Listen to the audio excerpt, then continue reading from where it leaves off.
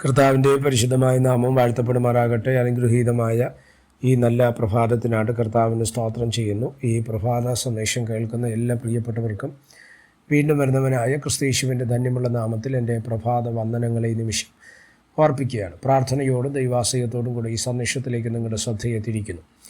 യിരെമ്യാ പ്രവാചകൻ്റെ പുസ്തകം 1-ാം അധ്യായം അതിൻ്റെ 7-ാമത്തെ വാക്യം. അതിന് യഹോവ എന്നോട് അരുളി ചെയ്തത്, ഞാൻ ബാലനെന്ന് നീ പറയരുത്.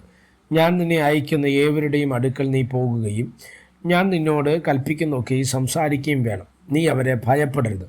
നിന്നെ വിടുവിക്കേണ്ടതിന് ഞാൻ നിന്നോടുകൂടെ ഉണ്ട് എന്ന് യഹോവയുടെ അരുളപ്പാട്. ഈ വാക്യങ്ങൾക്കായിട്ട് ഞാൻ കർത്താവിന് സ്തോത്രം ചെയ്യുന്നു. യിരെമ്യാ പ്രവാചകൻ്റെ പുസ്തകം 1-ാം അധ്യായത്തിൻ്റെ പ്രാരംഭ ഭാഗങ്ങൾ നമ്മൾ പഠിക്കുമ്പോൾ ഇസ്രായേൽ ജനത്തോട് പ്രവചിക്കുവാൻ വേണ്ടി ദൈവം യിരെമ്യാവിനെ അധികാരപ്പെടുത്തുന്ന ഒരു ഭാഗത്തെയാണ് നമ്മൾ വായിക്കുന്നത്, അല്ലേ? ഒരു അപ്പോയിൻമെൻറ്റ് യിരെമ്യാവിൻ്റെ ജീവിതത്തിൽ നടത്തുകയാണ്.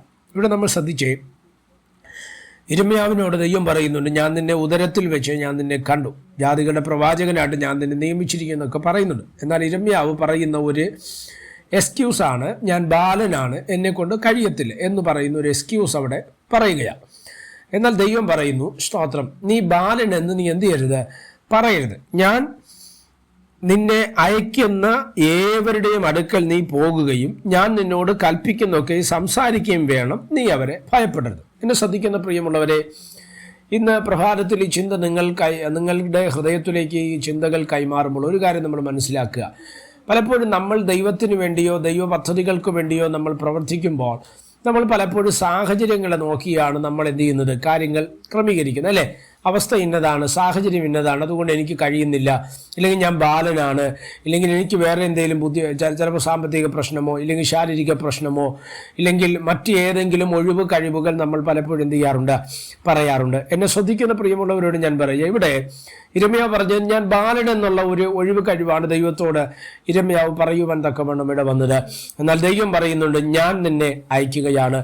എന്നെ ശ്രദ്ധിക്കുന്ന പ്രിയമുള്ളവരെ, നമ്മുടെ ജീവിതത്തിലെ സാഹചര്യം ഏതായിരുന്നാലും, ഒരുപക്ഷെ സാമ്പത്തിക പ്രശ്നമോ ശാരീരിക പ്രശ്നമോ മാനസിക പ്രശ്നങ്ങളോ മറ്റു വിഷയങ്ങളോ ഒക്കെ ദൈവപദ്ധതികൾ നമ്മുടെ ജീവിതത്തിൽ നിറവേറ്റുന്നതിനോ തടസ്സമായി നിൽക്കുന്ന പല സാഹചര്യങ്ങൾ നമ്മുടെ ജീവിതത്തിൽ ഉണ്ടാകാം. എന്നാൽ ആ വിഷയങ്ങൾ നമ്മുടെ ജീവിതത്തിനകത്ത് ഉണ്ടാകുമ്പോൾ നമ്മൾ ശ്രദ്ധിക്കേണ്ട ഒരു കാര്യമുണ്ട്.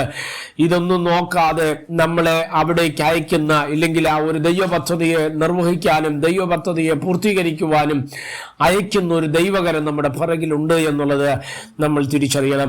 ആടുകളെ മേയിച്ചുകൊണ്ടിരുന്ന സ്തോത്രം ഇടയനായ ദാവീദിനെ ഇസ്രായേലിന്റെ രാജാവാക്കി മാറ്റിയ ഒരു ദൈവകരമുണ്ട്. അല്ല സ്തോത്രം, ഗോതമ്പ് എടുത്ത് കരുവേലകത്തിന്റെ കീഴിൽ പൊടിച്ചുകൊണ്ടിരിക്കുമ്പോഴാണ് ഗിദെയോനെ ഒരു ദൈവ പദ്ധതിക്കായിട്ട് ദൈവം വെളിപ്പാൻ തക്കവണ്ണം ഇടവന്നത്.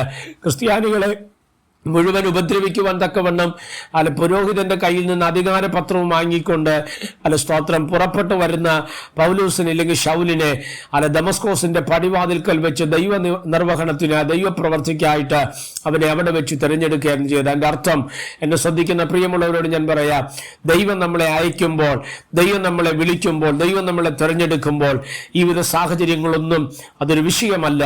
നമ്മൾ മുന്നോട്ട് പോകുക, ദൈവത്തിന്റെ പദ്ധതികൾ ചെയ്യുവാൻ നമ്മൾ സ്തോത്രമല്ല ഏൽപ്പിച്ചു കൊടുക്കുകയാണെങ്കിൽ നിശ്ചയമായിട്ട് ദൈവം നമ്മളെ ഉപയോഗിക്കും. മുൻപിൽ വരുന്ന ഏതൊരു പ്രതിസന്ധിയും കണ്ട് നീ ഭയപ്പെടരുത്. അത് തന്നെയാണ് യിരെമ്യാവിനോട് ദൈവം പറയുന്നത്, നീ അവരെ ഭയപ്പെടരുത്. ഞാൻ നിന്നെ അയക്കുന്ന ഏവരുടെയും അടുക്കൽ നീ പോകണം. ഞാൻ നിന്നോട് പറയുന്നൊക്കെ അവരോട് കൽപ്പിക്കുകയും വേണം. അതാണ് ഒരു അധികാരം. ദൈവം നമ്മളെ അയക്കുന്നു, ദൈവം നമ്മളെ പറഞ്ഞു വിടുന്നുവെങ്കിൽ ധൈര്യമായി മുന്നോട്ട് പോകുക. ദൈവത്തിന്റെ പദ്ധതികൾ, ദൈവത്തിന്റെ പ്രവൃത്തികൾ നീ മുഖാന്തരം നിർവഹിപ്പാൻ ദൈവത്തിന് സാധ്യമാണ്. പ്രാർത്ഥിക്കുക. പരിശുദ്ധനായ ദൈവമേ, സ്വർഗീയ പിതാവേ, ഈ സന്ദേശത്തിനായിട്ട് സ്തോത്രം ചെയ്യുന്നു. ഈ സന്ദേശം കേൾക്കുന്ന എല്ലാ പ്രിയപ്പെട്ടവരെ തൃക്കരങ്ങൾ തരികയാണ്.